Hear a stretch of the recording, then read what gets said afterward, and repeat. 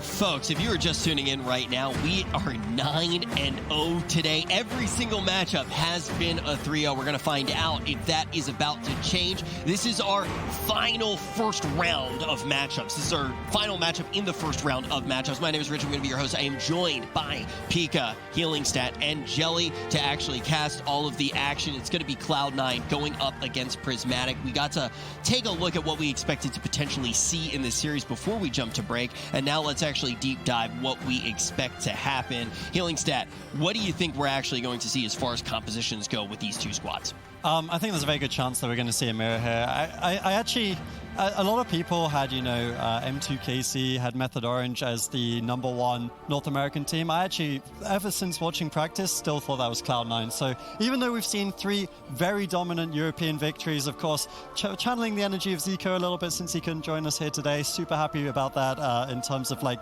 the European representation. They're really kind of picking up for the fact that we had a North American desk that last round, right? But on the flip side, I think Cloud9 are the real deal. I think if any team from North America could upset them a little bit, they did it at the spring finals, they can do it here. And, as somebody who had to play against them throughout the year, Pika, what is it about Cloud9 that has made them such a force? Cloud9 just has such good comps right now. All of their main classes all just fit so well into currently just what's super powerful, like such as Snuts being a Warlock main, but Chanimal also being a Warlock main, Snuts being able to swap to that Rogue on technically another class that he plays a lot, but not necessarily his complete main, able to do so well with the Mage Rogue with Wealthy Man and Cubsy, and then the Rogue Lock Druid as well with Chanimal. Those 2 comps alone have taken them so far, and they've been able to dominate throughout the entire year, and it's shown. And as a Rogue, how do you feel about Snuts Rogue?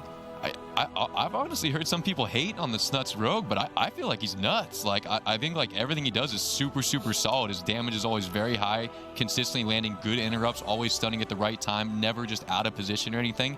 And I think if he wasn't as good as he was on Rogue, then that team wouldn't do as well. All right, well, you heard it from Pika. Snuts is nuts. Let's hear if Io was able to find any secrets from these squads. Hey guys, I just caught up with Cubsy and I asked him how he was feeling about this matchup, and he said, they have a 4-man roster this time. It is going to make them a more well-rounded team. So he did seem a little bit nervous. Also, over onto the side of Fried Kitty with Team Prismatic, I talked to Lars, I talked to Fried Kitty, and he said, he wasn't here for the last land, but he's here now. He's ready to go. He's been practicing with his team, and despite not having seen him since 2014, this guy is full of confidence. So we'll have to see if that can carry through with them. Back to you guys. Now, Jelly, I feel like a lot of people expect this to be the first RMD mirror of potentially many. I actually just saw CDU tweet out something along those lines. I'm pretty sure his tweet, off the quick glance I just saw, said, time for the first RMD mirror of the day. Do you think that is what this series is going to be? Do you think that this is where the mirrors start? No, usually I'd say yes, because both teams have it, and the comp is very, very powerful. But Cloud9 doesn't have the RMD mirror experience like all the European RMDs do, because they always face against other RMDs. There's no other RMD in NA, and I feel like, in just a feeling, they might not pick RMD in the mirror. So if they were to move away from RMD, what do you think they could potentially play, Healing Stat? What are some of their options? I think this is one of the things about Cloud9. They are very specialized on the casters. You got Chanimals and Snuts, both initially known for their Warlock playing ability. So I don't think we're going to see a cleave composition coming out of them. That is one of the few matchups we haven't seen yet, is actually a Frost Death Knight going into Rogue Mage, because of course Meta Black won that last series without even locking in the Mage, which was very impressive from them. They could try some sort of Destruction Warlock composition, but honestly, I don't know if that's really the play here for these guys. I mean, if they try it in game 1 and then they end up losing and revert back to the mirror, maybe that's a decent line, but I saw them backstage practicing a lot of Rogue Mage mirrors, and they are a team that learns. They're very well expert. I think Snuts, especially on this team, he catches up real fast. He's fantastic on the Rogue, good shot caller for the team, and I mean, if they've had enough Wargames backstage, I think they can be confident in the mirror. We've talked about Snuts a lot, but if I was going to pick a player matchup right now, and I was going to say these are the players that I'm looking at in the head-to-head, I would actually pick Wealthy Man and Fried Kitty 100%, because Fried, obviously, this is going to be one of the first LAN tournaments that we really seen, but Wealthy Man, too, I feel like he needs to be the MVP that we know he can be right now. No, I think in an RMD mirror, the most important aspects really are on not only just the mages, but also the mages' synergy with their healer, the druid, because the druid offers so much in this matchup with whether it's defensive cyclones or cloning a target when they're low, or just having good dispels, not getting caught out of form with polymorphs, and just consistently every time there's a potential for setup, like such as a bash from the druid, that not only is the druid casting cyclone on it, but also the mage is lining up that polymorph with it, because it's impossible to interrupt both of them. So one of them is bound to go off. So I think we really need to pay attention for when the mages and druids are trying to go in for their offensive pushes. Very important stuff to keep in mind when we actually do get into this matchup, and this is going to be a really crucial one, because I think we really need to see how Cloud9 can potentially play into a mirror, because if they have an answer to the mirrors, if they have an answer to Rogue Mage, or if they're able to play Rogue Mage really well themselves, I think that we can kind of put them in that top tier of teams, which we haven't been able to say for NA at all today. So it's either an answer, or if you can't beat it, you play it. And that's been something that's existed in World of Warcraft for such a long time. If you can't beat it, just play it. And we're going to see right now the two players that I was talking about, Wealthy Man and Fried, up on your screen. And we're going to see Wealthy Man definitely having a pretty good season. This guy's win rate is insane. This is the highest we've seen out of every team or every player, isn't it? This is ridiculous. Well, the other thing that we're seeing, too, is a little bit of flexibility, right? We haven't seen Fried necessarily play Fire, and we actually asked him about that in the interviews, too. So a little bit of behind-the-scenes information for you guys watching at home. We usually get out here 2 or 3 days early. We get in a giant room with all of the casters, and then each team comes in one by one. And we get a couple of minutes in between their Wargames to ask them some questions. And I feel like one of the first ones that was asked to Fried is there any potential for you to play Fire? Is Fire something that you're looking at? And it doesn't seem like it probably is healing stat. Yeah, I don't think so. And honestly, I mean, this has been a team that they started out as a one-trick. They were just playing the Rogue Mage Druid with the Frost Mage, as you say, and that was working fine for them. And then at the last LAN, Fried Kitty wasn't able to attend, and they kind of were forced into discovering some Shadow Priest shenanigans, and it actually worked out really well for them. So I know that's one of the things that the Cleave teams backstage have actually been fearing from these guys is, you know, maybe some Shadow Priest Rogue Paladin. I saw them Wargaming Method Orange with that. Looked pretty reasonable for them. But ultimately, in Europe, fortunately for Fried Kitty, it has been a story of Frost Mage, Restoration Druid, and that Assassination Rogue. So I think firstly, of course, it's his main specialization, but he also hasn't really been forced to even try the other specs. Maybe in another world where Fire was just considerably better, they would have gone for that play. But I mean, with Fried Kitty, you know, he's stuck to one thing. It's his first time at LAN, I heard you guys saying, you know, in 5 years. So he's definitely going to want to play his confidence spec on the main stage. Now, you know, when Shadow Priest gets mentioned, I'm either thinking of Valet or I'm thinking of Whiskey. Now, do you think that Shadow Priest could really come online? Like, have you heard anything from Wiz? Does he think that there is potential for it to come out in this current meta? Honestly, Wiz has said Shadow Priest has been one of the worst classes in the game for a long time, and it seems like because it just loses to Cleave. But and the one time Shadow Priest seems like it kind of shines is potentially versus Rogue Mage, because it just has a lot of potential to live for a very long time, lots of offensive dispel pressure, and just tons of cooldowns to rotate through. So you can usually always take the games to dampening, and dampening is kind of where Rogue Mage is supposed to shine. But if the Rogue Mage can't actually kill the Shadow Priest team, then the Shadow Priest team will usually actually end up winning. But it's usually just a longer, slower game that's usually easily counterpicked. So I don't see it being something super crazy. So you're not necessarily saying, okay, like Shadow Priest is going to be a potential answer for something like Rogue Mage, but maybe it is that extra lifeline for a team that has someone like Filet. Yeah, I think it's still kind of a risky pick, especially if it's not their main comp. But I think if they're not confident in the mirror, that they probably would do something like that. And they actually do have a decent chance to win, so. Yeah, very important to keep in mind, like, when do you fall back on a composition like that? When do you want to go into a mirror? And when we talk about mirror matchups, I think Jelly was really one of the ones who was talking about it the most. You're talking about with mirrors, sometimes you're left in a situation where you're like, wait, they're mirroring us? What do they know? In a matchup like this, do you think that there's any vibe like that if Cloud9 does go for the mirror? Do you think that Prismatic goes, wait, they have to be really confident to play us in this mirror? No, if anything, Prismatic are actually the confident ones to play the mirror in Cloud9, I feel like. I mean, when you got a player like Snuts, Chanimal, Wealthy Man, and Cubsy, those 4 players in one team, and it's Fried Kitty's first LAN performance? Second, technically. That's... I'd be terrified to play in that mirror. Yeah, I think that there are reasons on both sides to be scared. Yeah, I think both of them just kind of need to go for it. You know, like both of them technically have stuff they could play. We talk about Destruction Warlock, we talk about Shadow Priest. I think you start with the mirror. If the mirror is looking really bad, then maybe you deviate a little bit. I think Cloud9 are the team more likely to deviate just because, I mean, sure, Team Prismatic, changed my mind formally, they haven't had the most success in mirrors in Europe, but equally, they've had so much more practice than Cloud9, right? Like, when you look at them on paper, you're going to say Cloud9, you know, won spring finals, incredible players, the lot of them, but I just think in terms of just raw practice, Method Black and Team Prismatic have been spam wargaming over the last 2-3 weeks. They've been practice partners, and that was true throughout the summer season. It's a big reason why they're here and they're looking so good. I really think that I would be surprised if they deviate away. Yeah, I think talking about actually spamming those games is something that's very important because it does make Prismatic stock go up a little bit in this tournament because they're getting some of the best practice in the world. And, you know, we like to spam games as well here on the desk. Just want to let you guys know the reason we haven't been able to jump in the game yet. There was a little bit of a tech issue up on the stage. It's already been resolved. We're going to be jumping in just a few short moments here. But while we're talking about these war games, I really did kind of want to bring to everybody at home, all the folks at home, what it's actually like for you guys to get war games. On the desk, we talk about it all of the time. But now we have somebody who's actually, you know, you guys have been in this environment recently and know what that is actually like. What are the dealings like with these teams? How are you actually figuring out who you wargame against? Yeah, so the war games, the way a lot of people go about it, this is actually kind of a newer thing, but teams will start trading practice. They'll be like, okay, you got to queue 3 games of, let's say, Rogue Mage, but in exchange, you got to give us 3 games of like Warrior, Warlock, Druid or something. So you're basically trading out games like that. And that also brings up the problem of like, okay, which teams are worth wargaming? Like, who is going to actually learn more in the current matchup? And then, honestly, that's kind of the main idea behind all of it.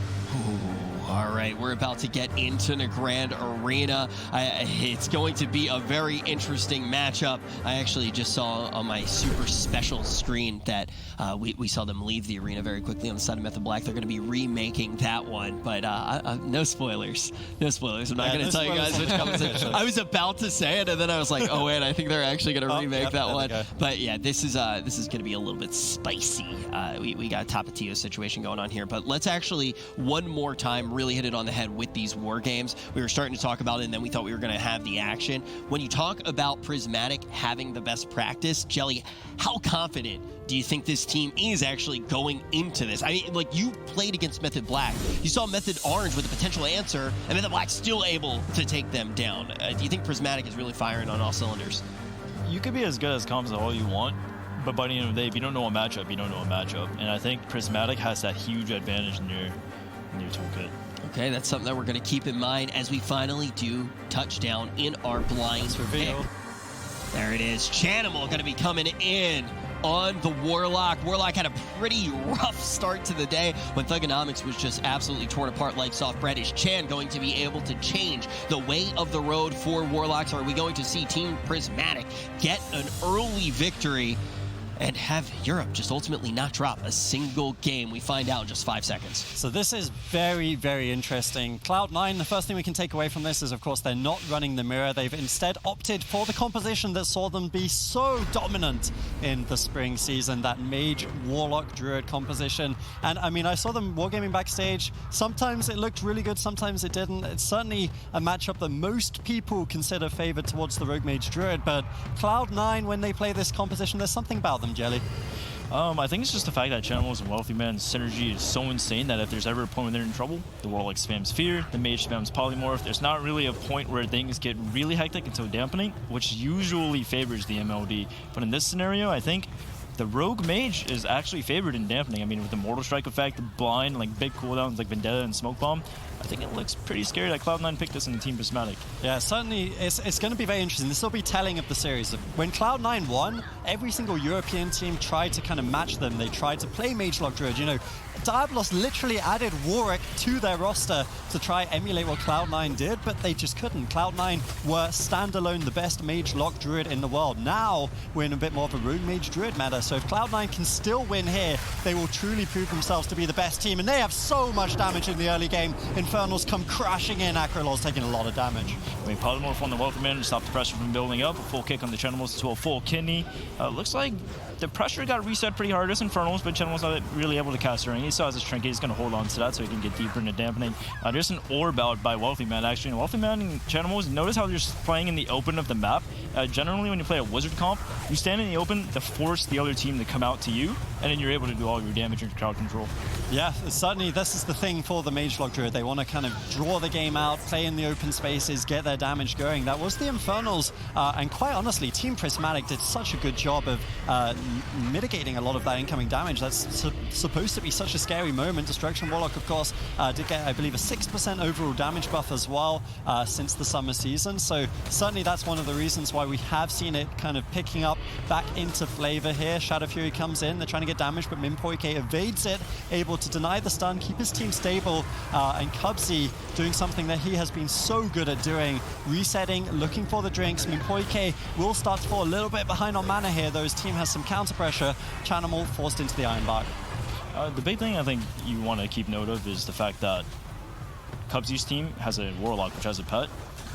Much easier for them to stop the drink as long as he leaves his Fell Hunter on Mimpoike. Mimpoike's team, however, in order to get the Cubsy, have to run through a Warlock and a Mage in order to stop drinks. So I think if Cubsy goes for drinks early and consistently throughout the game, they should be able to pull ahead in mana. So do you think the fact that they're not doing that is kind of testament to the fact that they're just wanting to sit back and play for a longer game? Yes, actually. I think both teams want to go for longer games, like, as you can tell by positioning. Poike's at the pillar, Cubsy's across the map. I think it's just going to come down to whichever team has more mana in the end, because I don't think they're going to force CC goes playing these two comps when there are so many stops on both sides. Yeah, fair enough. Cubsy pushing in a little bit, going for a bash, but he might actually be made punished. Mimpoike didn't actually go for the Mighty Bash play there. It looked like he leaped in, ultimately to no avail. Cubsy once again sitting back. Both these teams, honestly, they have so much respect for each other in the early game. Neither really willing to commit. Chanimal now, you can see that his Infernal cooldown has just come back up, so he's going to have his second Infernal available soon. Presumably he's running the Vision of Perfection, so he has a little bit less cooldown on that. I can double check that on the extension in a second here as he gets cycloned a little bit low in the Frozen Orb. Slight miscommunication on Team Prismatic, but ultimately the way Prismatic is playing this is not the way that you would expect from Rogue Mages typically. Normally you would see Mimpoike at some point is going to cross the map, go for a bash, but clearly there's a little bit of fear installed in him from what Cloud9 did at the last time there was a live event when they just smashed everyone with this Mage Log Druid, and quite rightfully so, because when they turn around with those Infernals, it can be one of the scariest prospects in the game. Chanimal taking a little bit of damage, but once again Cubsy in the backline, able to stabilize him, now pushing him for a Mighty Bash, maybe getting a bit of damage onto Acro. I think they're just playing it very cautious because there is a very low chance that they got practice against the MOD. They're sitting back, Poike is not pushing in for the CC to crowd control his team. I think if there's ever a point where he gets caught up in a bash, or possibly a Shadow Fury or Infernal Stun, Poike could get punished extremely hard and fall behind in mana. Yeah, actually, the smoke bomb play coming in there over onto Chanimal. They are starting to push in a little bit. Mimpoike's mana has been a watching point. It's certainly something I'm looking at for, considering Cubsy's able to get drinks much easier. Chaos Bolt's coming in. The Santa Hat on Chanimal. He's got a gift for Fried Kitty. Fried Kitty has no interest, though, right back behind the pillar. Line of sighting any potential Chaos Bolts. The Infernal is still available for Chanimal. Notice how he's holding on to that for a very long time. Again, most likely looking to pop it when Mimpoike crosses the map. And, I mean, the mana really is something that we'll be watching in these longer games. Mimpoike down to 50%, as you say, it is going to be a talking point as we now do finally approach dampening. If you notice too, Acro, Pop, Vendetta, and Cubsy always does a great job at this. He's either using Vortex offensively during the Frozen Orb to get damage and pressure going, or he's using it defensively at prime times. Like right there, he used Vortex on the Vendetta. Acro wasn't able to connect. Chanimal just walked away during the Vortex, and no damage was taken, no cooldowns for Pop. Yeah, we see the Fell Hunter once again over on Mimpoike, or something you called out earlier. It's one of the big reasons why it's so much harder for Mimpoike to get drinks. Meanwhile, Cubsy, look where he is. He's on the other side of the map, Fried Kitty, sitting at the opposite pillar, meaning that he will get full mana. And I feel like if this continues, it actually might be kind of tough for Prismatic to keep it going. Mimpoike has done a fantastic job of his mana. He's always been one of the best European healers at kind of that defensive play, playing efficiently with his mana pool. And maybe it's just enough if he can survive on one mana pool to prolong the game. Chanimal has started to take a few more dents to his health pool as we do get those healing reduction numbers in here. Fried Kitty has honestly played the most defensive game I think I've seen out of any mage so far today. He's been so far back. Wealthy Man even forced to blink in to even deny damage here, forcing him into a bad position. But Acrolaws is the one doing work. The Assassination Rogue with that Mortal Strike effect, just tunneling down Chanimal, denying Chaos Bolts, denying damage. And I mean, Cubsy has an infinite mana pool to some extent, but as healing gets reduced more and more, both for the Warlock and the Druid, it's looking like Team Prismatic just has this one in the bag. It feels like Fried Kitty kind of has to push in to actually punish the drinks, maybe assert some pressure. Him sitting back doesn't seem to be working in the situation. I mean, Acro's just standing in the middle of the map, taking the most pressure from a Destruction Warlock and a Frost Mage. I don't think this is going to work because Cubsy's just going to go for a reset. He's just going to drink again, while Poike can't drink because he has a Fell Hunter on him. Yeah, we see the evasion coming in from Acrolaws, but Cubsy intelligently leaps behind him, gets the stun through that evasion. Very nicely done. Fear's now coming in. Slight overlap there with the Ironbark and the Feint, but not going to achieve too much. Cloak of Shadow still available for Acrolaws. The Infernals are available for Chanimal, but you know, 13% damage reduction. All these players are playing with 446 item level now, up from the Cubs, where I believe it was 430. So there is going to be a little bit of damage, a little bit more damage flying out as the healing reduction comes up. So we are expecting slightly quicker games than during the season, meaning that Destruction Warlocks, you know, whereas 40% might have been the number before, now 20, 30, and Chanimal can be really struggling. Full Ring of Frost connected. This is the first time Team Prismatic have really looked for big crowd control chains. Let's see what they can get done with it. There's double coil. Vendetta also popped. I think he was looking for a sap off the Ring of Frost, but he got CC'd on. A really good job by Chanimals. He still has his blind. He's able to commit, but Cubsy also has his trinket. Thorns used by Cubsy. Acro is not phased. He's going to stay on Chanimals. Cheap shot on the Cubsy. Full polymorph on the Wealthy Man. And no follow-up CC there. Kick on the Channels, but this is looking really, really bad for Team Prismatic.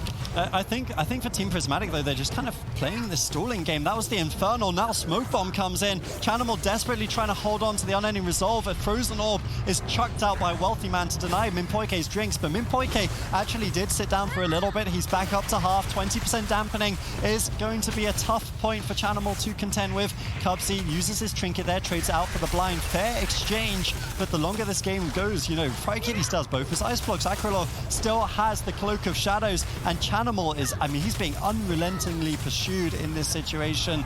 Wealthy Man's doing the best he can, throwing out the polymorphs, getting damage onto Acrolaws. Minpoike's mana is falling behind once again. It's going to be a race against the clock. I'm not sure if Chanimals' healing is going to run out before Minpoike's mana does. That's really the win condition, and either side could lose this game.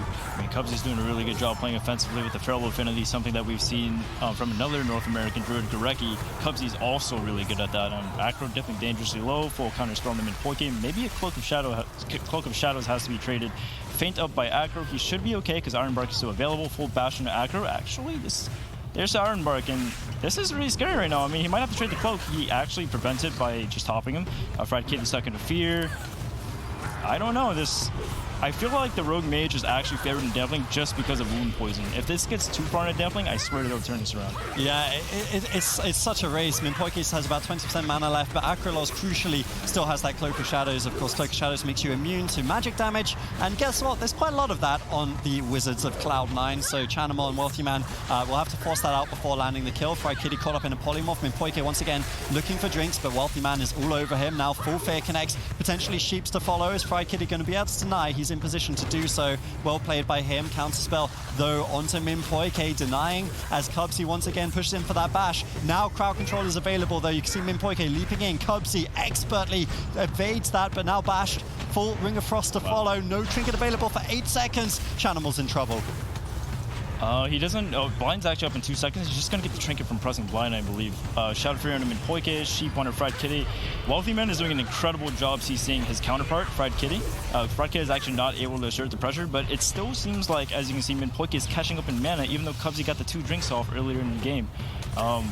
What's going to happen here is a full blind possibly coming up soon on the Cubsy, forcing trinket, and then if possible they force a bash into a Ring of Frost or a polymorph, and they could end the game. Yeah, I mean, potentially they could land that. Of course, Cubsies does have his trinket available, but they should easily force that with a blind later on. We've got the Maldics coming crashing in on Acrolos right now, trying to get a bit of damage out onto him, but Chanimal really is the focal point here as another kidney shot connects. Acrolol looking over for that blind right now, unable to find it though as Cubsy once again sneaks into stealth, looking for a rake stun, but instead opting to drink here. Fried Kitty double blinks in, so an offensive play from Fried Kitty. They taste that kill is imminent, 38% dampening. The smoke bomb comes in, it's Mighty Bash onto Cubsy. Do they have any follow-up? Chanimal with a great Mortal Coil is most likely going to deny that, but is it going to be enough? 40% healing reduction, Cubsy's out of mana, Chanimal's in a lot of trouble.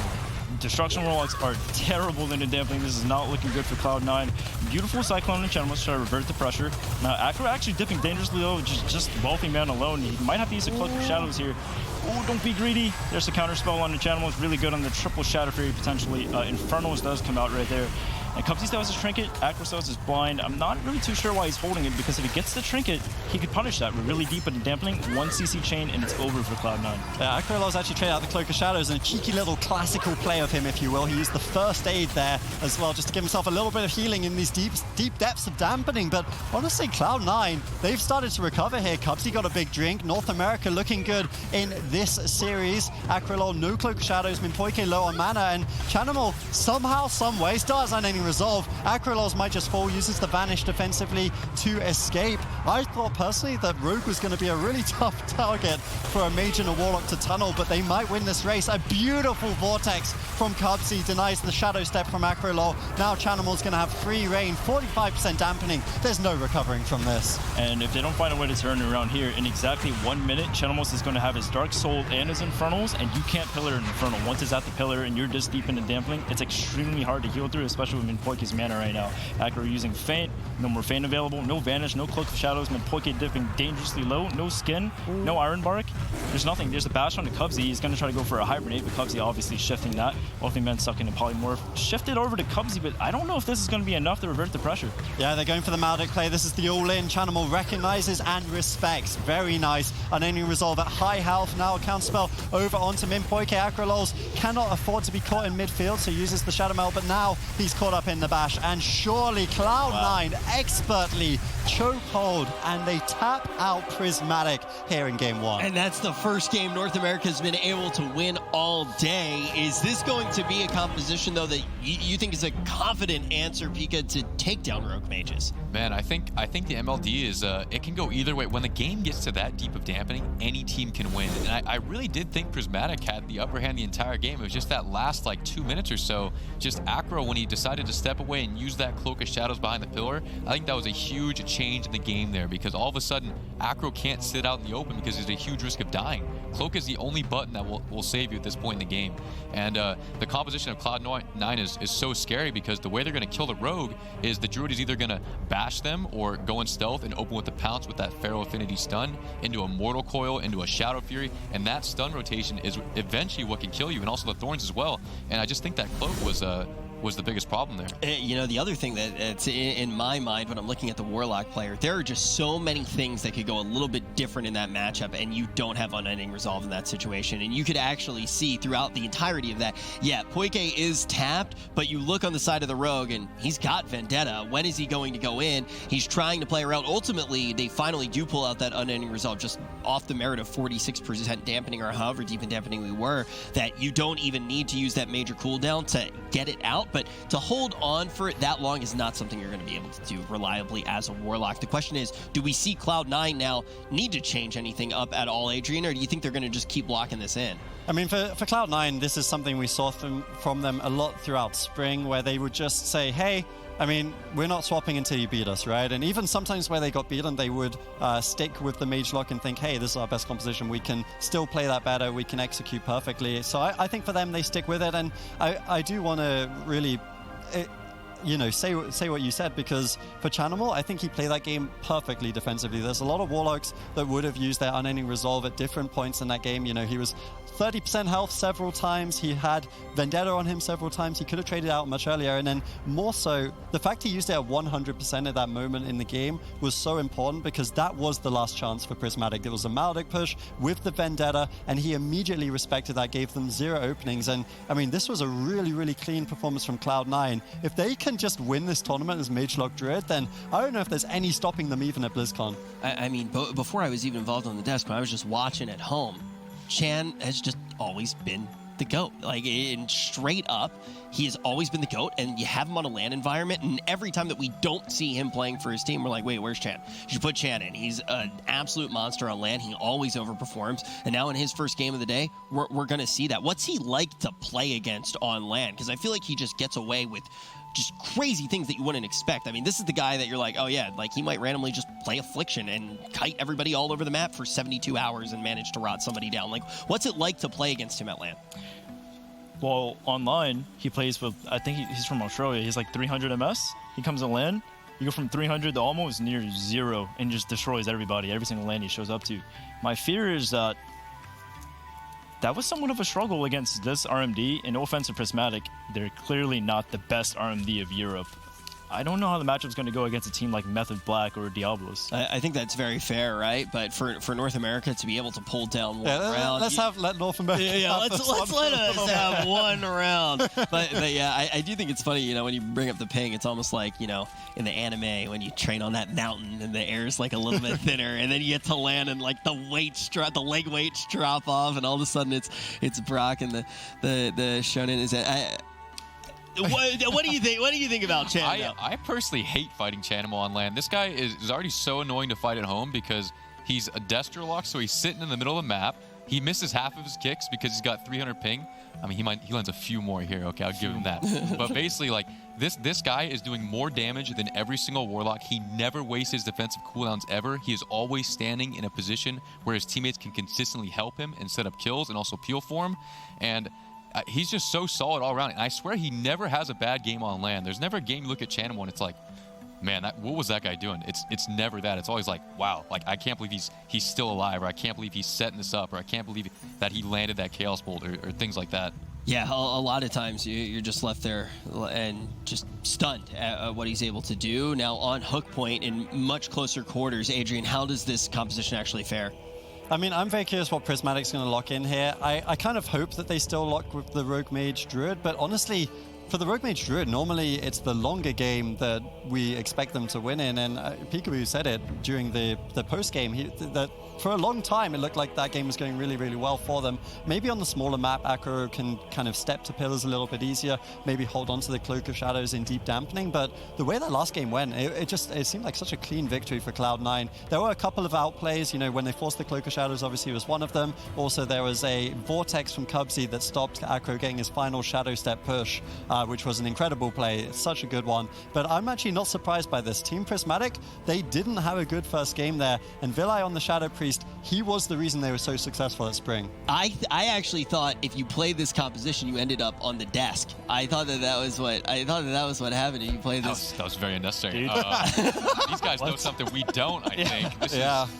This looks even worse than what you guys play. I mean, the Druid instead of a Shaman into Mage, Warlock, Druid, that does not look good to me. I think the thing you have to consider here is this is Minpoike, right? Like, Minpoike on Druid isn't going to be Minpoike on Shaman in the same vein that Absturge on Druid isn't going to be the same as Absturge on Shaman, right? Like, it's two different flavors of the same thing. I don't know, though, because when you guys have played the Shadow Priest Rogue in the past, you actually took series off Cloud9, so I don't know this is necessarily that bad. No, I think this is definitely a winnable pick. I'm surprised they swapped off, though, because I feel like they could have won if they just kind of tightened things up towards the end of that last game. But, I mean, if they think this is a better option, then let's see if it is. Well, let's see how it does. I think that's a very important thing to mention. I definitely agree with you, though, there, that it did look winnable for them. They're going to have practice on this. They're locking this in with full information. Let's see what they're going to be able to do with Filet stepping in. And the match is about to start, and I honestly think he's going to go for a sap on 2 Wealthy Men and open on the channel, possibly spam Purge if he has any hots on him, is what I think the game's going to start off with. Possibly a blind as soon as Cubsy comes out of stealth too, but we'll see. how this matchup goes. Yeah, it could be an aggressive opener here from Team Prismatic. Of course, I've got the move on either side of me. We've got a rogue Shadow Priest in the arena. Things are looking pretty interesting here at the summer finals right now. We've got Acrolos and Vilai. They're going to look to be big playmakers. And interestingly enough, Vilai, it looks like, is he running a cool Tyrann? Because I know that he's been playing cool Tyrann in practice. I think he might be. And one of the reasons he's been using that is actually he's been going for the cool Tyrann stun into Mind Bomb. So watch for kind of interesting crowd control chains like this. They go for an opener on Cubsy. They actually gets Barkskin out. And I've seen Peekaboo kill Cubsy a couple of times in tournaments. Maybe that's something they're looking for, trying to bait the blind Trinket right now. I don't think so. I think they're just going to stick to the DPS. There's a Trinket on the sap. He held it for the blind, just for the follow-up, just so Acro uses his time to get a restuff and then get the sap off after. Cubsy using Innervate fairly early. Poike is Innervate already on cooldown. There's an Iron Bark by Poike, Barkskin by Cubsy. You actually may be correct. I mean, no Barkskin, no Trinket by Cubsy. They could all win Cubsy right now. Yeah, Acrolos, let's see what he does here. This could be a crucial moment. 18 seconds on the Barkskin. You can see a Vortex coming in from Cubsy looking for the outplay. He's playing very aggressively though, but he does get bashed. So he's on stun DR. He won't be an opening. Team Prismatic, maybe they were going for it, maybe they weren't. Either way, unable to find it. They have to respect Chanimal using that Infernal in the early game. It's such a devastating cooldown. If a couple of Chaos Sports land, it can be night out for any one of the members on Team Prismatic. Now Triple Shadow Fury coming in. Honestly, this hasn't been a super prominent start from Team Prismatic. Sure, they got the Trinket with the blind, but in terms of health bars, Cloud9's sitting pretty. I mean, they bashed Cubsy without a kidney shot on anybody, and then after that, they waited a couple of seconds and then threw out the silence. I mean, where's the setup? Where's the synergy there? It feels like they're underperforming currently. They just need to do their go at the same time. If they're not going to go on Cubsy, CC Cubsy when they kidney shot. Like right now, there's a full kidney, there's a smoke bomb. Really good play. I'm not sure if he has any hots on him. Vilai right now should either be purging his hots or casting any instance he has available. A full clone on him. And Poike goes for a restuff and actually gets a bash into Cubsy. Kick on the Chanimal, maybe a follow-up Cyclone, but nothing to follow up. Silence actually really good by Vilai, and Vendetta also committed. Yeah, you can certainly see the Shadow Priest purges coming in clutch here. Compared to the Frost Mage Rogue, they have a lot more pressure on the Warlock in the early game. Now a full sap. Beautiful plays from Acrolos, who has Vendetta rolling. Chanimal's holding on to the unending resolve, but here it might be too little, too late. DR Cyclone, so much damage. Shadow Ward death from Vilai is not enough, but a beautiful Cyclone. Once again, Poike all over the game on that Iron Bark. I'm not sure if they have any follow-up crowd control for Cubsy though. Chanimal should be able to recover here, but it was such a close call. I mean, Prismatic played that extremely well. Beautiful CC chain, and they got most of their cooldowns. The unending resolve. I mean, that's a huge cooldown. Inferno's coming up in 20 seconds. There's a kidney on the Chanimals. And one thing I'd like to note is that that's how you could clearly see the experience with Chanimals, especially in the land environment. He held the unending resolve until the very last second, knowing he would live. Yeah, I mean, he did a really, really good job there. It almost, from my point of view, I was like, Chanimal, you might want to press that one. But ultimately, you know, he really knows his limits on the Warlock. He's been playing it basically the entire time he's been playing World of Warcraft. This guy known as a legend on that class. So Chanimal always going to push the limits, always going to make the opposition work for those cooldowns. And once again, he does survive. Now we see the Mind Bomb once again. Silence into Mind Bomb. The setup from Vilai. Is there any follow-up? It looks like Poike was looking for the Cyclone, but Wealthy Man was there to answer. He used one of his ice blocks in the exchange, but I think most likely he's going to be able to use those ice blocks freely. Chanimal is going to be the person they need to lock down. Now Vilai caught up in a stun, might have to use the dispersion. He's caught up in Fellfisher right now, and Fellfisher actually reduces all healing, including the healing from that dispersion. Now a Cyclone, there's no greater fate available. Vilai needs to be a bit careful here. Iron Bark comes out. I like their synergy they're having right now, actually. The full kidney into a bash and a Mind Bomb on top of that, so he's not able to dispel it. Chanimal was actually using the Dark Soul there. And he's one of the few Warlocks who actually splits his Dark Soul and his Infernals. He doesn't use them at the same time.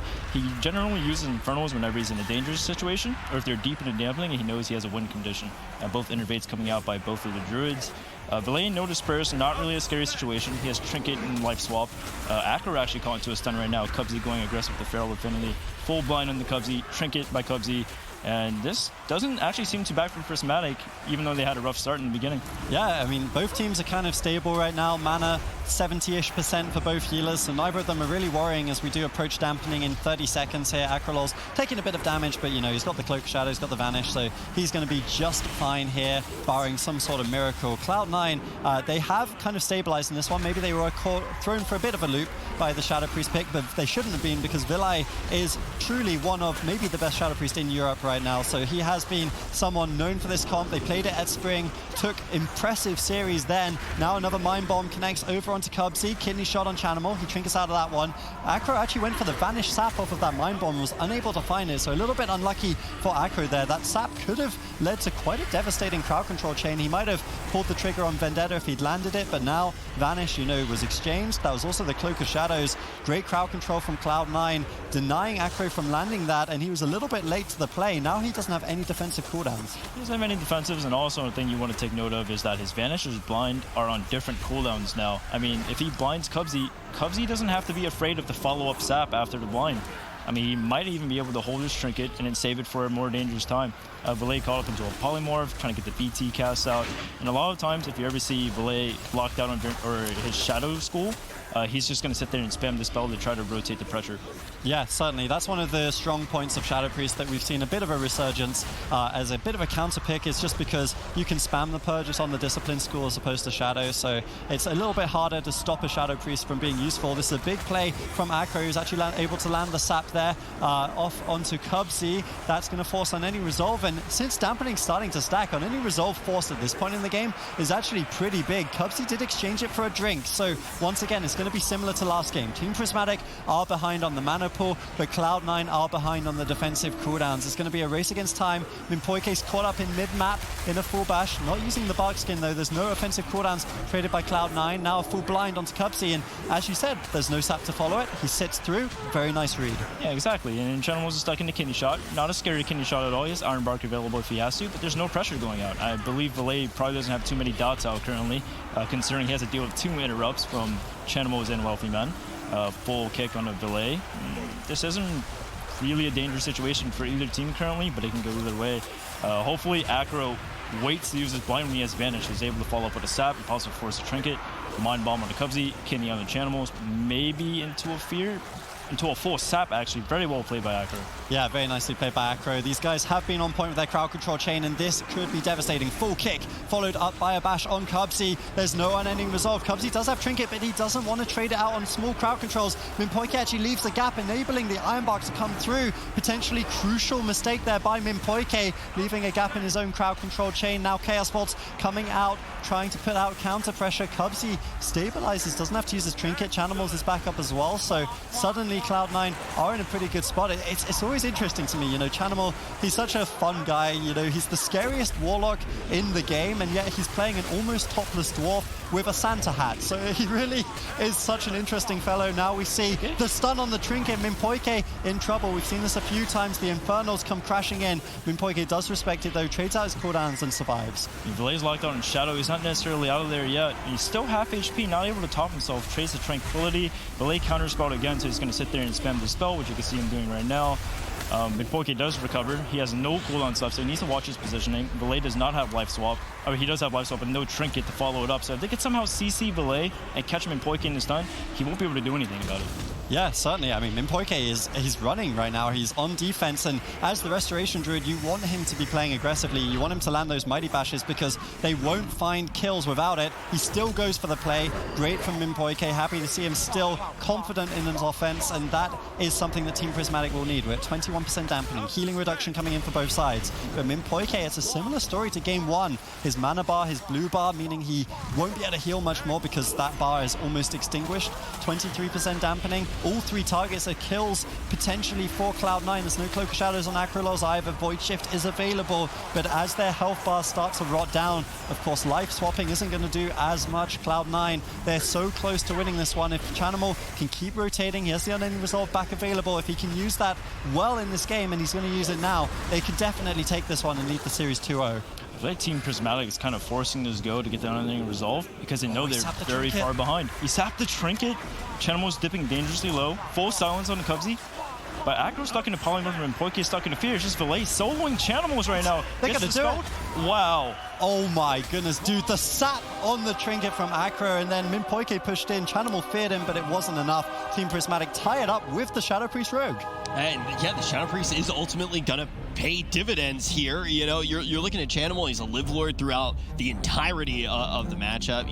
You notice Transmog as well. I actually have a good friend who would probably say wrong belt, but There it is, dude. Ultimately, we're going to see a Shadow Priest able to grab a win here on the main stage. Pika, what's going through your mind right now as someone who's played this comp so much? That just completely blew my mind. That was incredible. It looked a little rough at certain times for Prismatic, but the fact that Valet is choosing to play the Mind Bomb there, and Acro doing such a great job of consistently following up when that's available, because you can actually sap somebody off of a Mind Bomb. And I think these constant CC throughout the game were just, it's such awkward times for Cloud9 that they didn't have the cooldowns to react to it properly.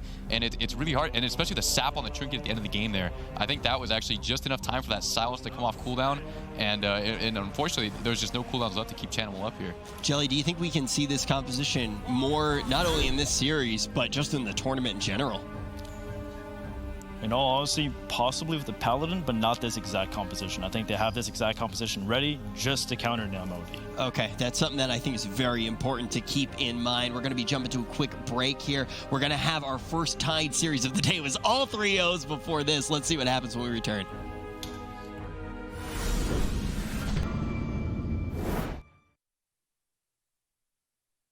I think North America winning the last 2 LANs is, to be honest, a little bit lucky. I don't think that's going to happen again. I think people underestimated Cloud9 last time. They played a comp that no one played on EU, but I think we got more versatile. We looked up what they're playing. We respect them a bit more, for sure. But I think this time we got to figure it out, and Europe's going to win, for sure. Well, that recording aged relatively well. Valet definitely showing a pretty solid prediction there. The question is he going to be on the first team to fall to North America, or are they going to be able to take full advantage of him on the Shadow Priest to actually put Cloud9 in their place, a team that has just been one of the more dominant squads regardless of regions, and getting that very early spot to the biggest tournament of the year. And to talk about all of that, we got PK, Healing Stat, and Jelly.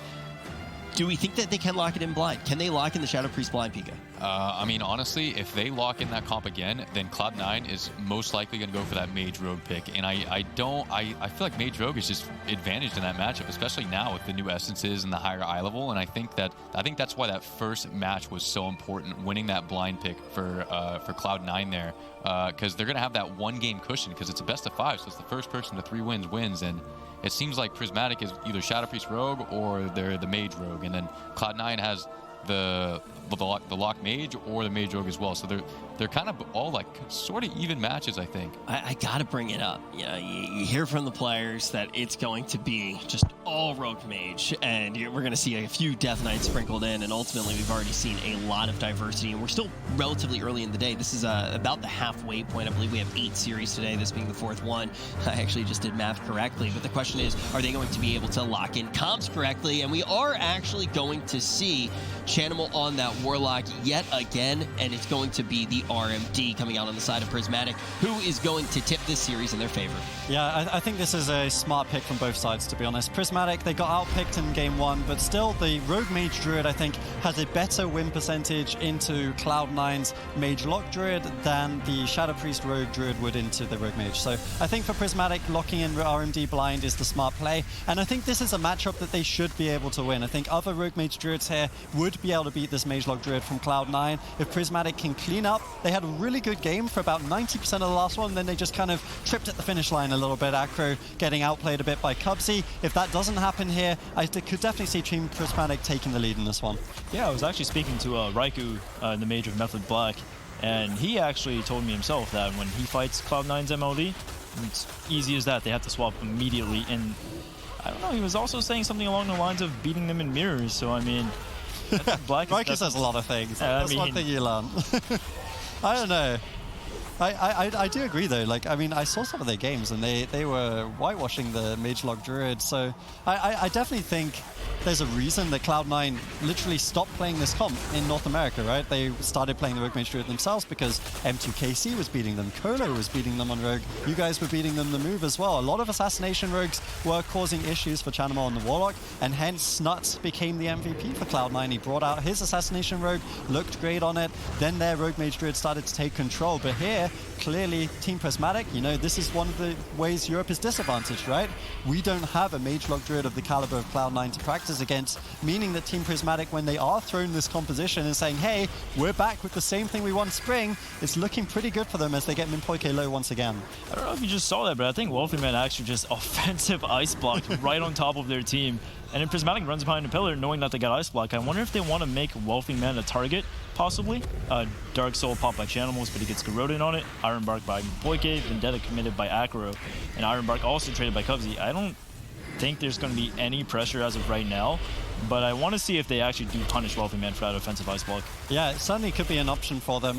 They haven't really deviated too much from just attacking the Warlock so far, but I mean, Wealthy Man last game, he also used his Ice Block aggressively, or well, defensively once. Maybe there is an opportunity, you know, if they had a Smoke Bomb up, they don't on this occasion, but in another situation, maybe they could Smoke Bomb, go for a big play on Wealthy. He's running the Relentless, there could be that opportunity. Minpoike, once again, needs to be a little bit careful. I believe he actually Shadow Melded that Chaos Bolt, so reducing incoming damage. Nicely played from him, because from Minpoike, the game has been quite clear. You know, he's got to heal very efficiently. He won't be able to drink. You can see the Fell Hunter is sitting on him from Chanimal. Chanimal is someone that's going to have perfect pet micromanagement, so there's no real opportunities for Minpoike, even if he goes for these entangling routes to get a drink, and because of that, he's playing so carefully with his mana. Still at 80% is pretty impressive 3 minutes into a game against Cloud9. It feels like if they keep doing goes, I mean, Cubsy and Channimals are just going to keep rotating. Right there's Cubsy's Iron Bark, and after that, in the very next go, he's going to press Infernal, so they have to run away.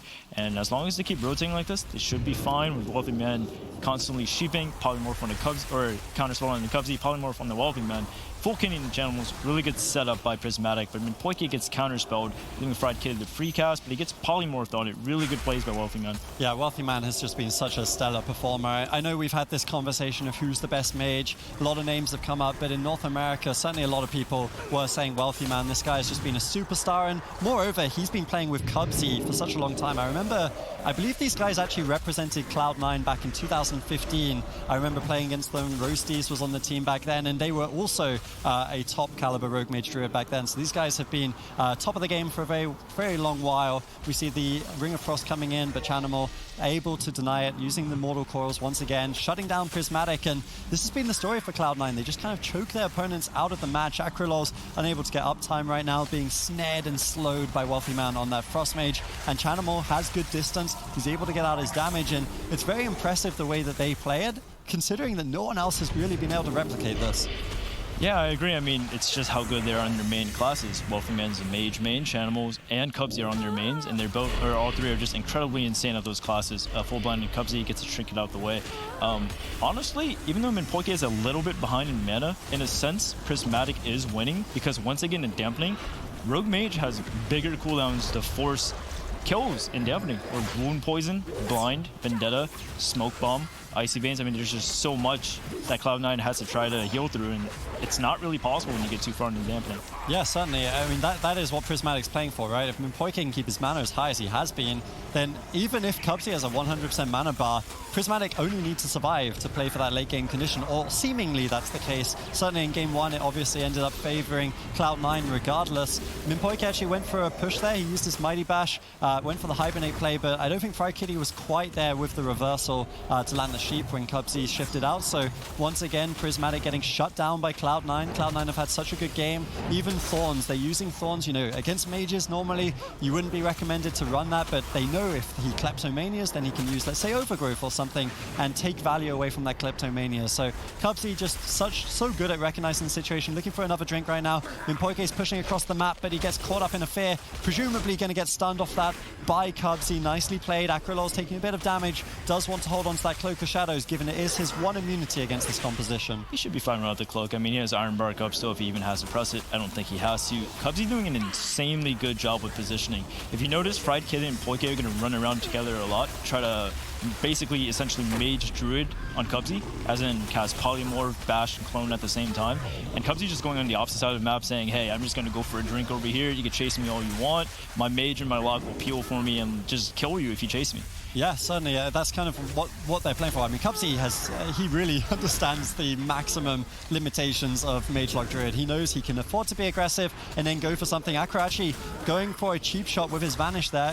It looked like he was going for a cheeky sap, maybe expecting Cubsy to go for a reself, but Cubsy read the play. Now that cheap shot leads to nothing, and once again, Cloud9, you know, that was a big cooldown. That's a Vanish. 2-minute cooldown can be used to sap off of a blind, now won't be available. Chanimal taking a bit of damage. Iron Bark forced out. Akra actually did a little side sidestep towards Cubsy, baiting him that he was going to blind, forcing out that Iron Bark. So a nice little micro play from Acro.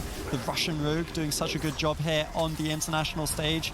Fierce coming out onto him, but ultimately Chanimal hasn't taken too much damage just yet. Dampening now at 10% though, and that's going to change.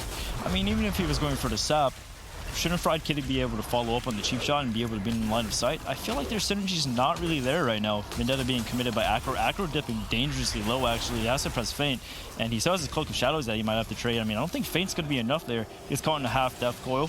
He's still dangerously low. I mean, Poike needs to try to top him. He doesn't have Iron Bark. He might have to press Cloak. There's the Cloak of Shadows. Thorns by Cubsy, forcing the Cloak of Shadows. Really good by Cubsy. Full Bastion to Acro. Fear on the Fried Kitty. And Acro seems to not be out of there yet. Yeah, I'm actually really scared for Acrolos. He used the smoke bomb defensively. This is scary times. This is a potential swing match. If Cloud9 wins this, most likely the series is going to be theirs. They forced the Vanish. It was used defensively. Now the Cloak of Shadows is down. And one other thing to note about Acrolos, we talk about a lot of rogues running the Human Relentless. Acro is actually running a Night Elf for the extra sap potential, meaning that if he gets caught up in a stun, he has no way of breaking out of these stuns. It could be a game winner for Cloud9 at some point. You can see Infernal coming up in about 20 seconds for Chanimal. If he can land a good connection with a Chaos Bolt, that could be night out here in Game 3. You see Team Prismatic, they have been struggling. I agree with you. Their synergy hasn't really been on point. I don't think there's been a single time where Fried Kitty's landed polymorph in this game. I think there was one Ring of Frost so far. Cubsy has always avoided crowd control, and if that keeps happening, Team Prismatic will lose this game. I mean, Acro also committed a defensive blind instead of an offensive blind in order for Minpoike to get a drink, which is great. But I mean, where are the cooldowns to get offensive pressure now? What happens when they get into dampening? Because you could dampen all you want, but at some point you have to push in, and there's no blind to commit to that. Minpoike has no Iron Bark, so you're going to be scared. No Cloak of Shadows for 40 seconds. You're just going to have to sit there and do nothing for the entire time. Yeah, this is the Infernal push here. If Chanimal is able to get anything out, it could be a game winner. These Chaos Spots could be scary. Now we see a Fear. There's no counter spell available because of that Fear. Kick was already used by Acro, but they are able to lock it down. Acro, I believe he used his Vanish there. Yes, he did. So he got the cheap shot, got the Grow into Kidney, denying Chanimal of his damage. He evasioned as well, presumably just to kind of try avoid a Mighty Bash from Cubsy or something along those lines. Cubsy, though, again, cheap shot, no follow-up. Completely fine to heal through this, looking for another re-stealth, looking for a stun on Acro, able to land that Mighty Bash now, and there is a Cloak of Shadows coming up here. Another stun, though, DR'd by Minpoike. Again, no follow-up from Fried Kitty, and Acrolos is the one taking the worst of the exchange. This is looking terrible for Prismatic randomly, even though they should be winning in the dampening. Acro is using every Vanish just to get a cheap shot into Cubsy. I'm not sure if he's trying to get the saps off that or what's going on, but he's cheap shotting him when he's behind a pillar, and then nothing follows up. I mean, they're just wasting their Vanish goes when they could just be using it on blind to get Trinket. This Cloak of Shadows by Acro. Fear on Acro, just spam get to keep him in the Frozen Orb. Full Kidney on the Chanimals, Sheep on the Wealthy Man. And Vendetta also committed there too. I mean, he might have to trade Unending Resolve, but there's Iron Bark. He should be perfectly fine. Yeah, he's certainly starting to take a little bit of damage. Though. You can see him dropping low, 30% dampening. They didn't force the Unending Resolve once again here, which is crucial. We saw in the last game that Chanimal holding onto his Unending Resolve was the game clincher for Cloud9. So if they can do that once again here, use it at the perfect time. It's actually very similar to game one. Now we see a bash onto Cubsy. Where's the follow-up? Cyclone coming in. Cyclone lands. Good job by Minpoike. They're starting to land the cross crowd control, but Fried Kitty is in a Fear. Minpoike unable to find the Dispel. Now the Mortal Coil's coming in, meaning that there will be no follow-up once again onto Cubsy. No polymorph lands. They're doing such a good job of locking down Fried Kitty. Acrolos doesn't have his Cloak of Shadows. We see the Iron Bark coming in, but Minpoike is low on mana at 35% dampening. It's certainly looking in favor of Cloud9 unless Team Prismatic can recover, get a few good kidney shots off, and actually dent this Warlock. I mean, there's a defensive blind once again on the Wealthy Man, but Wealthy Man much smarter this time. Actually not ice blocking, so he's not a target of choice in the dampening, because even deep in the dampening, a Frost Mage can die. Anything can die at this point in the game, or about by a Wealthy Man, I believe. Cubsy going offensive this deep in the dampening gets cheap shotted. Possibly some follow-up CC, but no, I believe Fried Kitty actually got counterspell on his polymorph. Chanimal still having the Unending Resolve. There's some Infernals. Still has Dark Soul also. This looks pretty good for Cloud9. It certainly does look good for Cloud9. 40% dampening. This is around about where the game ended last time. There's no Cloak of Shadows, and there's no Acro lols. Cloud9 2-1 up. Cloud9 finally going to be able to tip it in NA's favor for the first time in Peekaboo. Let's actually break down how they were able to do it. Man, I think Cloud9 is just, honestly, I feel like Prismatic is just being really just kind of over-aggressive. I swear they could just kind of sit back behind the pillar and wait it out, but the fact that they keep just pushing in, like beautiful use of Thorns from Cubsy just on cooldown, I guarantee Thorns is doing so much damage in these games, and it can hit for 20 to 25,000 damage per tick, and I think all this damage eventually just racks up to a point where Poike can't heal through it anymore. There's no more peels left from Fried Kitty at that point, and it's already so late that it's like, if anyone's that low at 30+% dampening, it's only a matter of time before they fall over. Healing set, what do you think a reason for their regression would actually be? Why would a team like this try to play in such a fashion?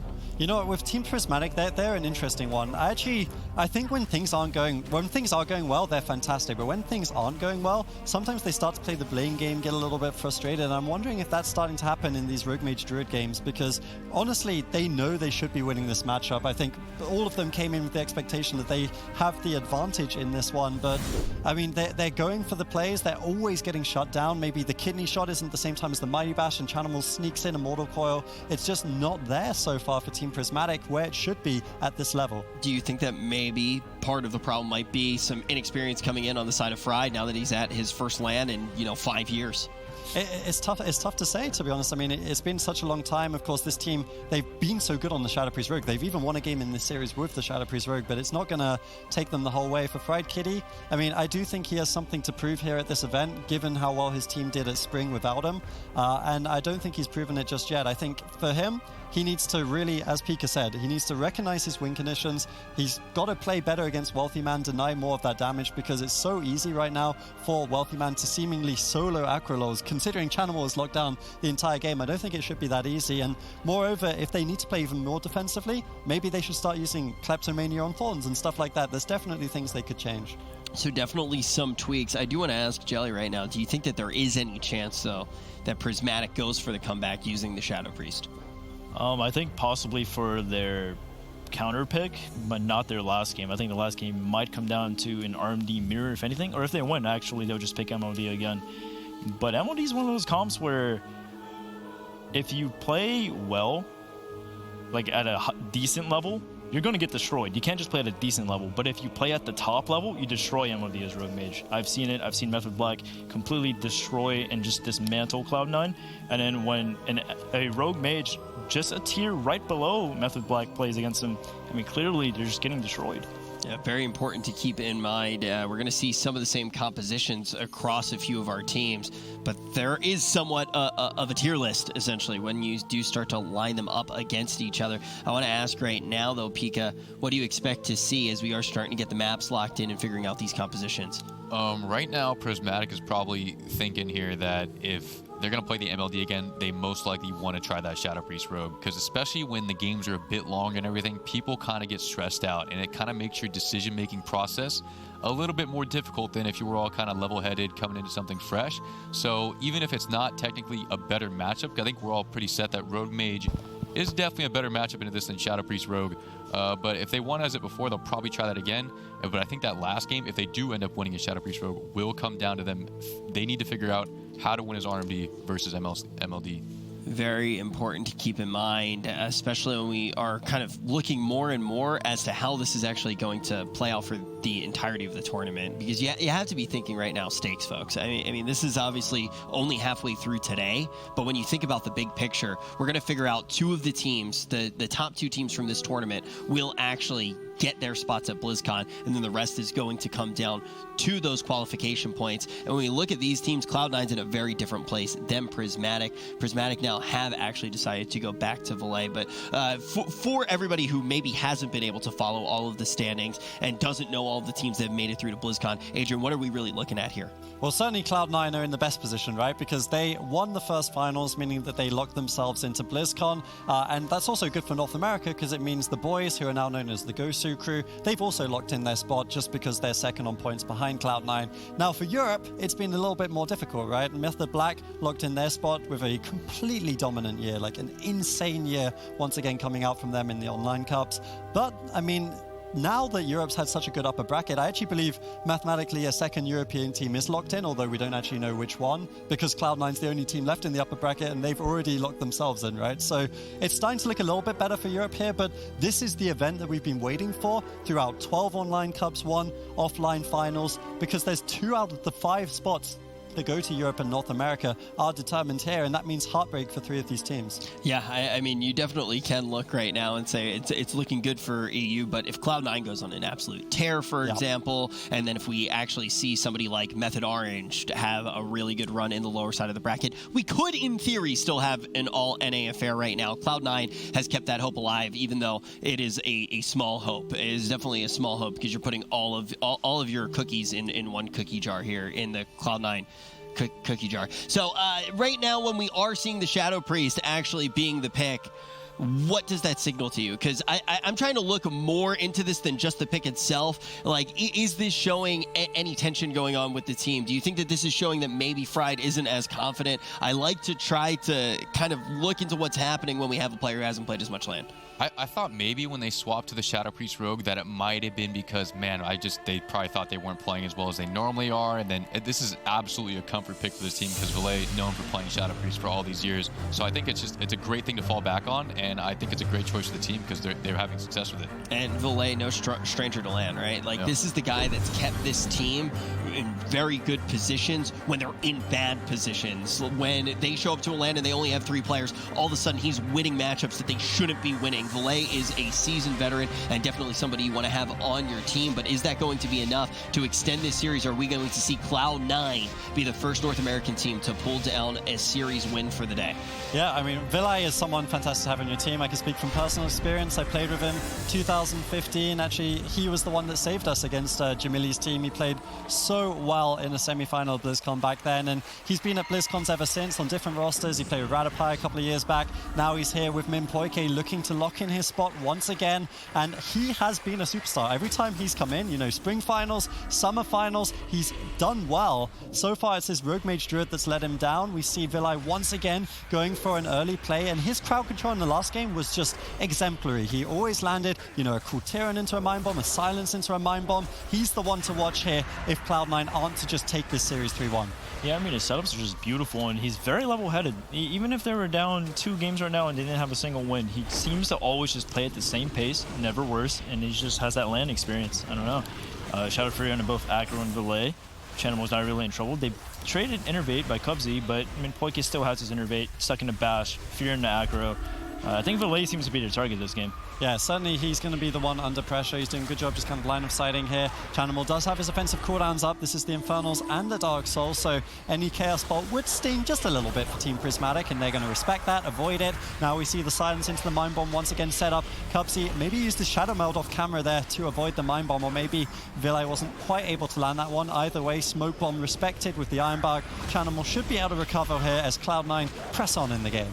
Yeah, I mean, the next go, if they do get in trouble, he could trade the Unending Resolve. Not that he has to, since Wealthy Man's doing an incredible job spam polymorphing whenever his teammates are in trouble. Valet locked out again, so he's most likely spamming this spell. Acro caught into a stun. Eats Chaos Bolt. Shouldn't be in that much trouble since he traded the Feint.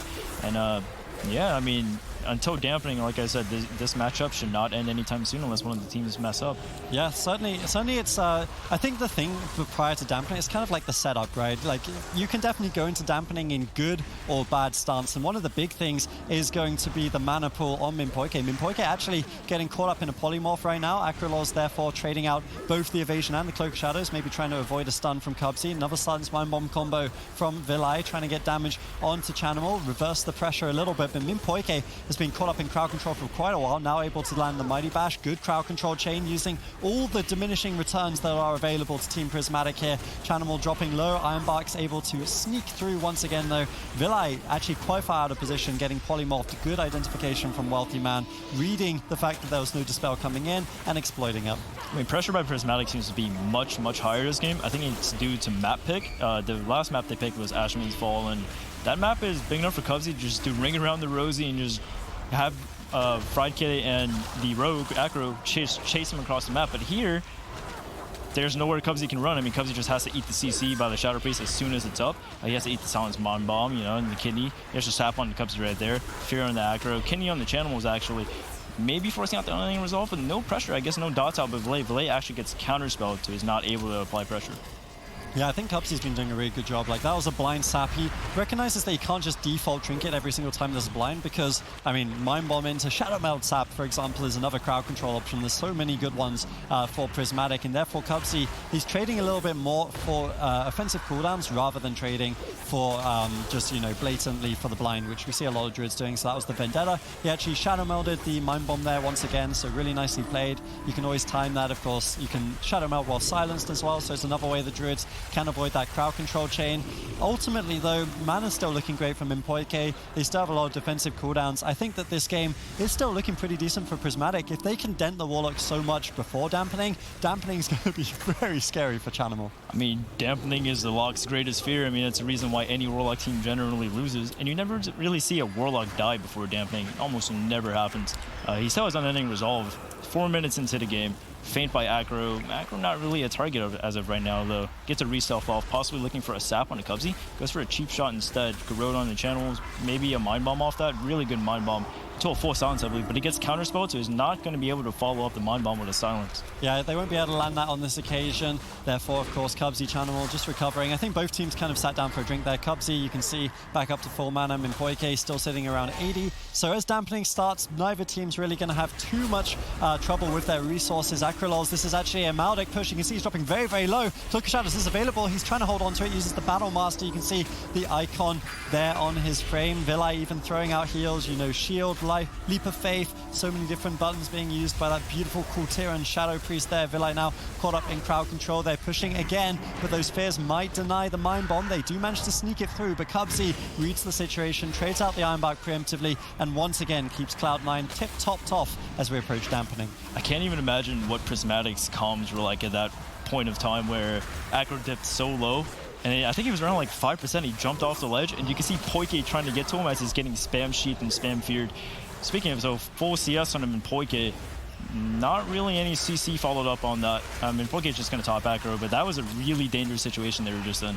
Yeah, we see the blind over onto Cubsy. He does trinket this one, so respecting the fact that his Warlock wasn't actually topped off there. He certainly wanted to make sure he got some heals just in case there was a long crowd control chain, and that's the thing with the Rogue and the Shadow Priest. If you don't trinket the blind, you could get caught up in a lot of, you know, micro CCs, maybe a stun, a silence, a DR Mind Bomb saps, so you do have to always be very mindful. But now that cooldown's down, Cloud9 might have an exposed weakness with Chanimal. He does have the unending resolve. Wealthy Man actually uses an ice block there to break out of, I believe it was a fear. Didn't quite get to see him. And Poike leaped across the map, but Cubsy respected it, got away. Cubsy's been doing a good job in this match. And the strategy's actually changed for Cloud9. In the last game, they just tunneled down Villi and just made sure that he was constantly slowed and under attack. This game, they're just crowd controlling him. It's almost, they're playing it the same as they do against the Rogue Mage Druid. They're just tunneling Acrylols, CCing Villi, and it does seem to be hurting the offense from Team Prismatic. I mean, Cloud9 is one of those teams that if you catch them off guard or you do a strat and then they do a strat back that doesn't work, they adapt incredibly fast. I mean, they learn in about like a game or two. You just give them one game, even halfway throughout a game, they change their strat completely if their original strat isn't working. I mean, that's just what they've always done. That's why they are so successful in terms of the NA teams.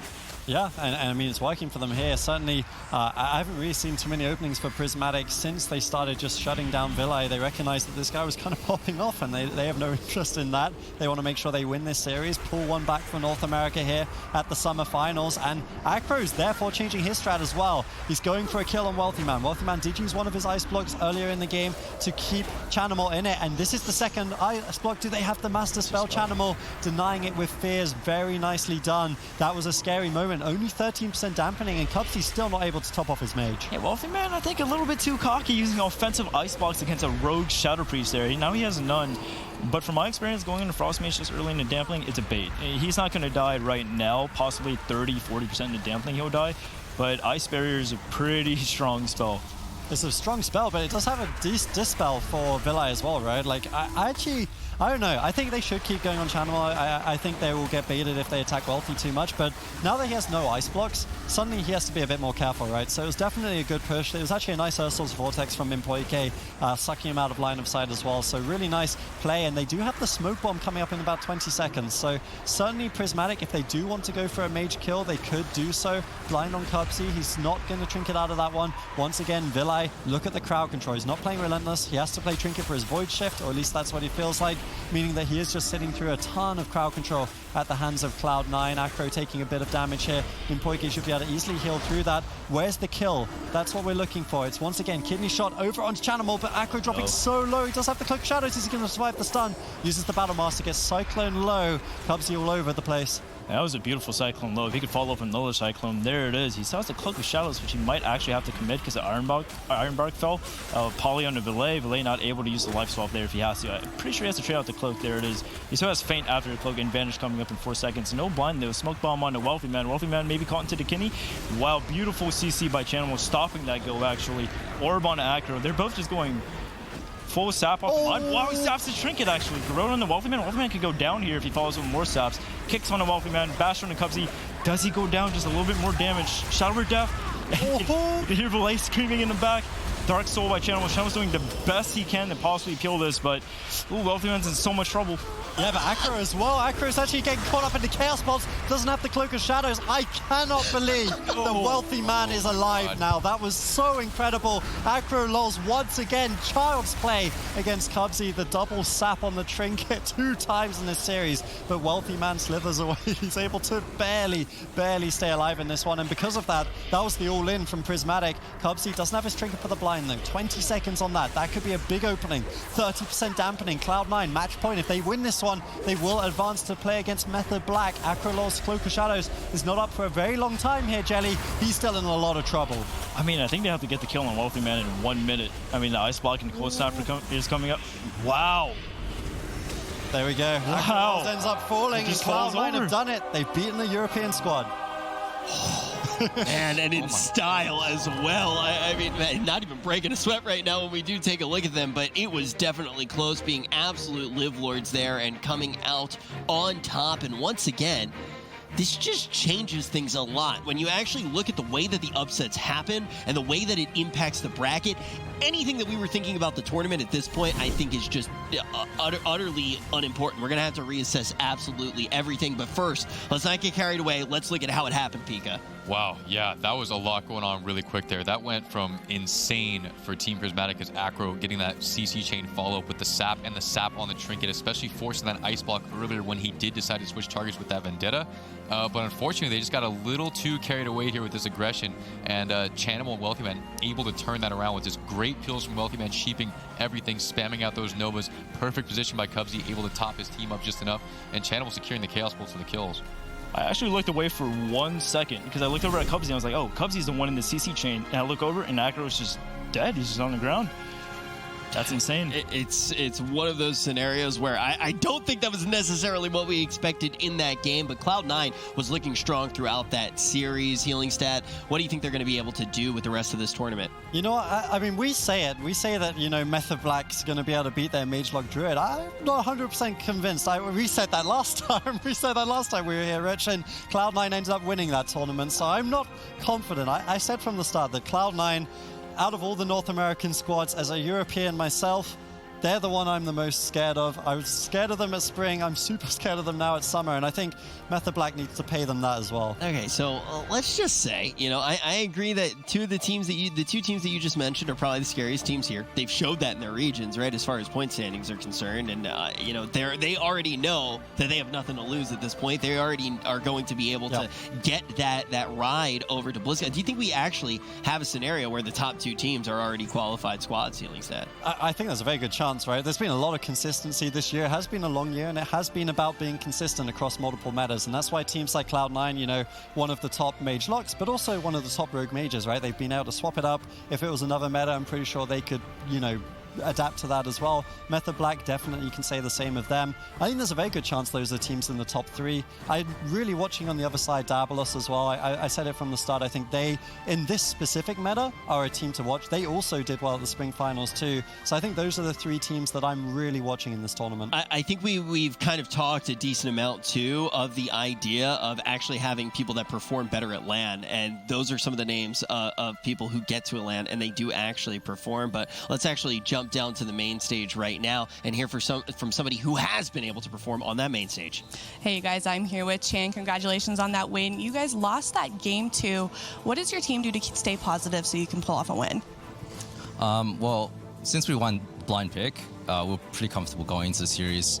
We knew we could just RMD mirror if we needed to, and we knew that RMD could beat RPD as well. So we weren't too worried, and the game was pretty close. We lost because I made a mistake, and well, yeah, it was going well up until that point. So yeah, we weren't too pressured at all. All right, now the talk of everyone is that Rogue Mage, but you guys are staying super strong on that RLD, your main compositions. What's behind that decision?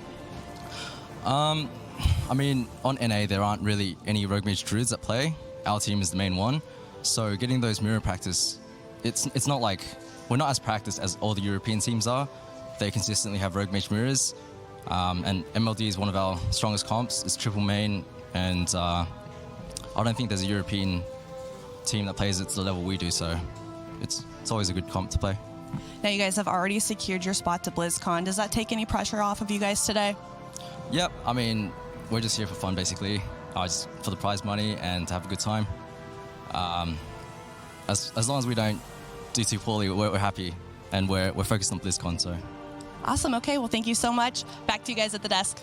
Yeah, I mean, the thing is even though they are in a position that they know that they are going, getting first or second has large implications to the other teams. Yeah. I feel like there are some squads that are in a spot where they're watching them and hearing like, yeah, we're just doing it for fun. They're like, no, please win, please win, please win. Because if you are in a position that you don't have a good run here and you're on that bubble, if you see a North American team do well, for example, that can be very good for you. And that also has had pretty noticeable effects on Wargames, for example. You kind of want to spam with your region. You want your region to do better. But we're halfway through the day. Let's take a look at what we have here. We got a whole bunch of North American teams in that lower side of the bracket where they will face elimination, joined by one team from the EU in Team Prismatic. And now when we actually do look at the schedule for the day, we're going to see who is going up next. We're going to be jumping in on match 5, which is the Gosu crew against M2KC, the Mew Mew Kitty Cats. How do you think this one's actually going to go, Pika? Man, this one should be an exciting matchup. This should be a lot faster paced, I believe. I expect M2KC to lead with that fire RM pal. That's their bread and butter, that they can pretty much rely on anything that they could run into. And usually, as we saw from the Gosu crew, they did choose to run that Warrior Warlock Druid. And as we can tell, well, the last team is not the best example, but usually Mage Rogue does very well in the Destro locks. They eventually can just run them over as dampening ramps up, and the Destro Warlock teams can't get enough pressure to actually turn it around. Well, in this series, too, we also know our first team will be sent home, and it's going to be a team from North America. When we look at the Mew Mew Kitty Cats, their stock has dramatically increased in the second season of the year. All of a sudden, looking like the best team in North America. Did you expect to see them facing elimination this early, Adrian? I mean, actually, out of all the games so far, I've predicted them correctly, except for that one. I actually had M2KC. I thought it was going to be close, but Wildcard Gaming, coming into this, they just looked so defeated. They almost had given up before they'd started, and then suddenly on stage, they find themselves again. Of course, last year when we were in Poland for the summer finals, they were a finalist team. They came top 2 in this event, and I think they are someone that kind of caught people off guard. Last year, I think they beat Method Orange, and they beat you guys as well, right? So they sometimes just come online at these tournaments, and they prove themselves to be one of the best squads. M2KC, sure, they didn't have a great first series, but I still think there's a good chance they go far in this tournament, which is really bad news for not only TGC, but also for Method Orange. Method Orange were really banking on the Gosu crew having a good tournament here, or themselves having a good tournament here, because of course, if both of them get sent home in the next 2 series, Seedu's not going to BlizzCon. Well, we're going to get this series set up right now and head to a quick break. When we do look at the side of both of these teams. They're both coming off of a pretty crushing defeat. When we return, the Fulcrum definitely going to switch in our tournament because we have the tough business of sending a team home. It's going to be a team from North America. Is it going to be M2KC or the Gosu crew?